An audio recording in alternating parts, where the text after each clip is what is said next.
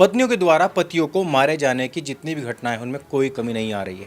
पिछले दिनों हमने देखा था किस प्रकार से राजा रघुवंशी को उसी की पत्नी ने अपने पूर्व प्रेमी के साथ मिलकर के इतनी बेरहमी से मारा था कि उसकी लाश तक नहीं पहचानी गई थी।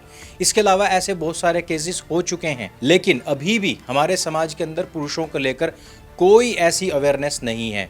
अभी मैं एक वीडियो देख रहा था जिसमें कि पति पत्नी जिनकी शादी अभी अप्रैल में ही हुई थी, बाइक से कहीं पर जा रहे थे, बीच में एक पुल पड़ गया। पत्नी ने कहा कि इस पुल के ऊपर खड़े होकर हमें सेल्फी लेनी चाहिए। पति पत्नी जैसे ही सेल्फी लेने लग गए, पत्नी ने अपने पति को उठाकर उस बहती हुई नदी में ही फेंक दिया जिसमें बाढ़ आई हुई थी। जैसे तैसे इस बहते हुए पति के हाथ में एक पत्थर आ जाता है, ये उसके सहारे एक छोटे से टापू पर खड़ा हो जाता है। इसकी पत्नी तब भी फोन कर कर किसी को नहीं बुलाती। फिर वो व्यक्ति वहां से चिल्लाना शुरू करता है। आसपास से जाने वाले लोग उसकी आवाज़ सुनकर रुक जाते हैं। उन्होंने एक गाड़ी रुकवाई जिसमें बहुत लंबी रस्सी थी।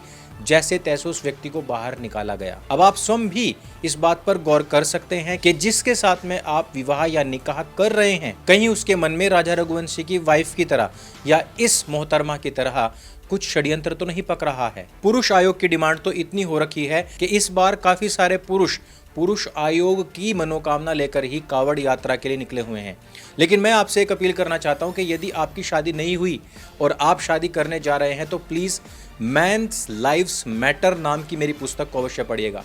ये पुस्तक आपकी जीवन रक्षा कर सकती है। अगर आपके जीवन में भी कोई लड़की है, किसी से आप शादी करना चाहते हैं, या आप अपनी शादीशुदा जिंदगी में इस समय पर वैवाहिक घरेलू हिंसा का शिकार हो चुके हैं, ये पुस्तक आप नीचे क्लिक करके भी परचेज कर सकते हैं और चाहे तो आप इस QR कोड के माध्यम से भी घर बैठे इस किताब को मंगवा सकते हैं।